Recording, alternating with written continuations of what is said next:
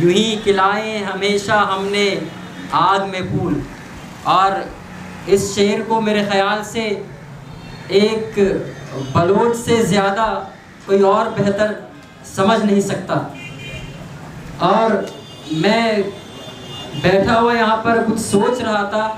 اور جس طرح سے امجد رحیم کا شعر ہے اس میں کچھ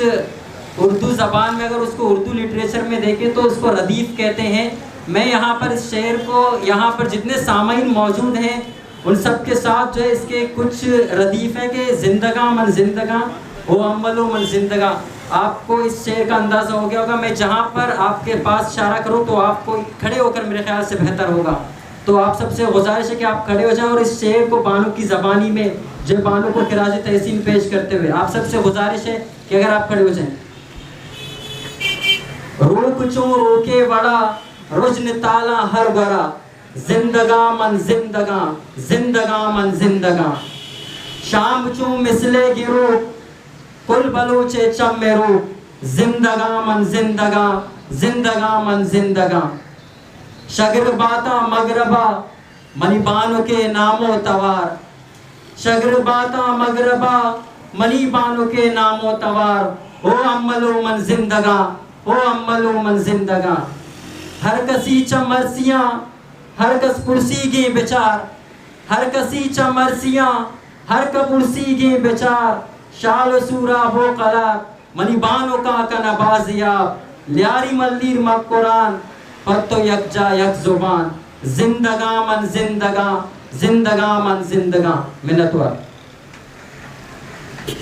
لاکھ بیٹھے کوئی چپ چپ کے کمی گاہوں میں خون خود دیتا ہے جلادوں کے مسکن کا سراغ. لاکھ بیٹھے کوئی چپ چپ کے کمی گاہوں میں خون خود دیتا ہے جلادوں کے مسکن کا سراغ. سازشیں لاکھ اڑاتی رہیں ظلمت کی نقاب لے کے ہر بوند نکلتی ہے ہتھیلی پہ چراغ. یہ آپ سب کے ہاتھوں میں چراغ ہے کہ یس آئی ایم کریمہ. جی ہاں میں کریمہ ہوں. تو اب میں voice for Baloch missing persons کے جو کراچی کی کوارڈینیٹر ہیں اور پچھلے 12 سالوں سے اپنی جدوجہد کو جاری و ساری رکھے ہوئے ہیں، اور 12 سالوں کا نام آتا ہے ان سالوں سے ہی ہم اندازہ لگا دیتے ہیں کہ 12 سال کی جدوجہد کس کی ہے اور 14 سال کی جدوجہد کس کی ہے. 28 جون 2009 کو ڈاکٹر دین محمد بلوچ کو جبراً لاپتہ کیا گیا تھا. اب میں جناب ڈاکٹر دین محمد بلوچ کی بیٹی جو پچھلے 12 سالوں سے اپنے والد کی بازیابی کے لیے ہمہ وقت کوشش کرتی رہی ہیں اور بانو کے ساتھ بھی ان کا وقت گزرا ہے، تو میں ان سے گزارش کرتی ہوں کہ وہ اس موقع پر کس طرح سے بانو کے کردار کو دیکھتے ہیں. میں خود کو ان چند خوش قسمت لوگوں میں تصور کرتی ہوں جنہوں نے بانو کریمہ بلوچ کے ساتھ چند قیمتی اور خوشگوار لمحات گزارے ہیں. میں جب مجھے بلانے کے لیے کہا گیا تو میں نے کہا کہ بانو کی کردار اور بانو کی جو شخصیت ہے اس کو مجھے لگتا ہے کہ میرے عام اور روایتی الفاظ اس کے کردار کو بیان نہیں کر سکتے. اگر میں اپنے بے معنی الفاظ سے بانو کے کردار کے اوپر کچھ کہوں تو شاید بانو کے کردار کی توہین ہوگی اور میں اس میں نالائق ہوں گی اور میں اس اہل نہیں ہوں گی کہ بانو کے اوپر ہم جیسے جو اپنے گھروں میں اپنے جھونپڑیوں میں رہتے تھے اور آج یہاں پر ایک سٹیج پر آپ سب کے سامنے کھڑے ہیں، تو یہ بانو کریمہ کی تربیت ہے، یہ بانو کریمہ کی مشعل راہ ہے جو آج ہم یہاں پر سب موجود ہیں. مجھے وہ دن یاد ہے جب پہلی بار بانو کریمہ بلوچ ہمارے گاؤں میں مشقے میں جب آئے تھے تو مجھ سے پوچھا انہوں نے کہ تم اسکول جا رہی ہو؟ میں نے کہا نہیں، تو انہوں نے کہا کیوں نہیں جا رہی ہو؟ میں نے کہا ہمارے اسکول میں جو آرمی والے ہیں ان کے قبضے میں ہے کئی سالوں سے، اور اس وجہ سے ہم مشقے کے جتنے بھی طلبہ ہیں وہ گھروں میں بیٹھے ہوئے ہیں، اسکول تک نہیں جا سکتے۔ تو اس کے جو چہرے کے تاثرات تھے اور جس انداز سے اس نے مجھے کہا، وہ مجھے چہرے کے تاثرات ابھی تک یاد ہیں۔ اس نے کہا کہ اچھا تو پھر تم لوگ گھروں میں بیٹھے ہو؟ میں نے کہا کیا کریں؟ تو اس نے کہا کہ جاؤ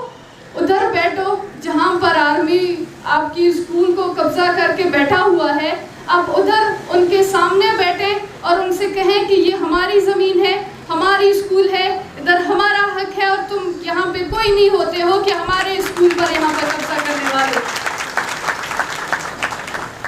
اور مجھے وہ دن بھی یاد ہے جب دوسرے دن میں ہر ایک گھر میں گئی تھی اور سب کو اکٹھا کرنے کہ چلو ہم اپنے اسکول کو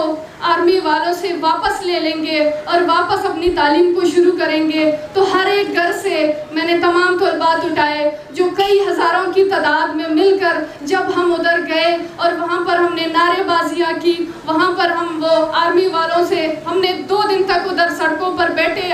اسکول کے گیٹ پر، اور تیسری دن آرمی وہاں سے مجبور ہو کر ہمارے اسکول سے باہر نکلی۔ اس دن میں سمجھ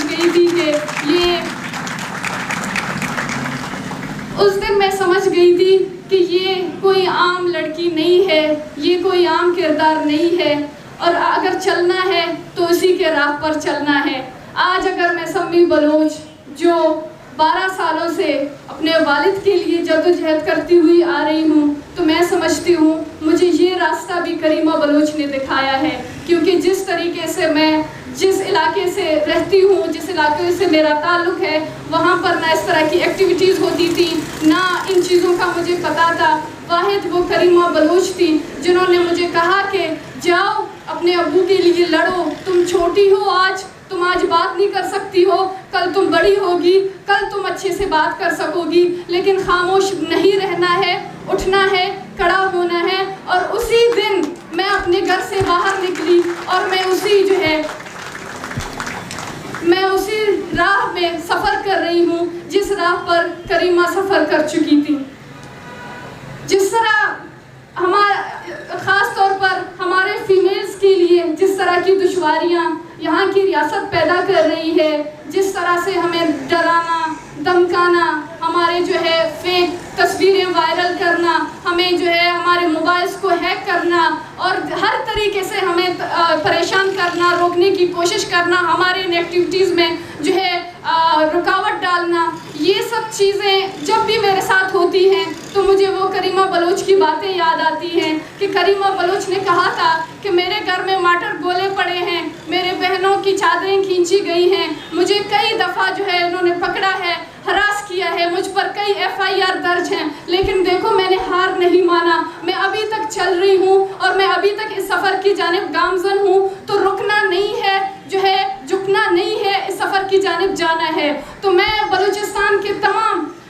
لڑکیوں سے، خاص طور پر ہماری جو فیمیل ایکٹیوسٹس ہیں، میں خود کو بلوچ کہنے اور میں ان فیمیل سے کہنا چاہتی ہوں کہ ہم سب جس قوم سے کریمہ بلوچ تعلق رکھتی ہے، ہم بھی اس قوم سے تعلق رکھتے ہیں، تو ہمیں اس بات پر فخر محسوس ہونا چاہیے کہ ہم اس قوم سے تعلق رکھتے ہیں جس قوم سے کریمہ بلوچ تعلق رکھتے ہیں۔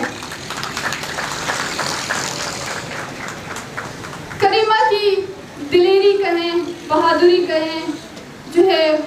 جس طرح کی وہ نرم دل کی انسان تھی، جس طرح کی وہ قابلیت اس میں تھی، وہ شاید میں اپنے الفاظوں میں بیان نہیں کر سکتی ہوں، لیکن میں یہاں پر اپنے موجود ساتھیوں سے بس ایک بات کہنا چاہتی ہوں کہ بلوچستان میں جو راستہ جس وقت بہت کٹھن تھا، بہت دشوار تھی، جو راستہ جس میں بڑے بڑے پتھر تھے، جس میں بڑے بڑے کانٹے تھے، جس میں کوڑے ہر طرح کے سے وہ اس راستے کو نکالنا مشکل تھا، کریمہ وہ واحد خواتین تھی جس نے ہم سب کے لیے ہمیں پیچھے رکھا اور خود ان تمام بڑے بڑے پتھروں کو اٹھایا اور ہمارے لیے اس راستے کو صاف بنا کر خود وہ آگے چلی گئی، لیکن انہوں نے ہمارے لیے وہ راستہ کھولا ہے اور ہمارے لیے یہ راستہ ہر وقت کھلا رہے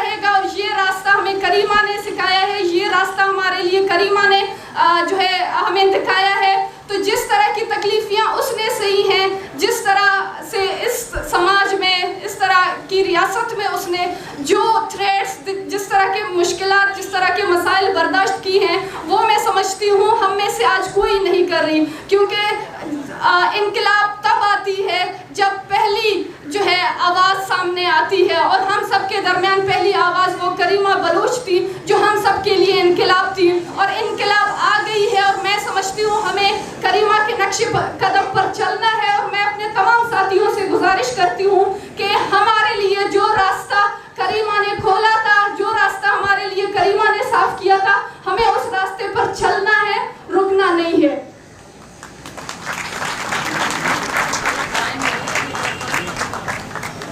میں آخر میں ہمارے جو مشہور شاعر عمران ثاقب بلوچ ہیں ان کی ایک نظم سنانا چاہتی ہوں، اور اس سے میں اپنی باتوں کا اختتام کروں گی۔ پدر سروں کے درمیان جہل روایات کے بدمست گھوڑے کی لگام کھینچ کر دڑام سے زمین پر پھٹک دیا۔ نڈر آزاد آتما غلام نہیں رہ سکتی، نڈر آزاد آتما غلام نہیں رہ سکتی، وہ جانتی تھی اسیر ہونا حیف ہے، نکل پڑی قفس زدوں کو نیند سے جھنجھوڑنے، وطن کی چاہ سے سرشار، سڑک پہ وال چاکنگ سے لے کر سیمینار، وہ ظلم کے خلاف چیختی رہی، سچ کا آتش فشانی تھی، وہ جوت کا نشانی تھی، کلندری وہ نہتی لڑکی اب نہیں مگر، کلندری وہ نہتی لڑکی اب نہیں مگر، ستمگروں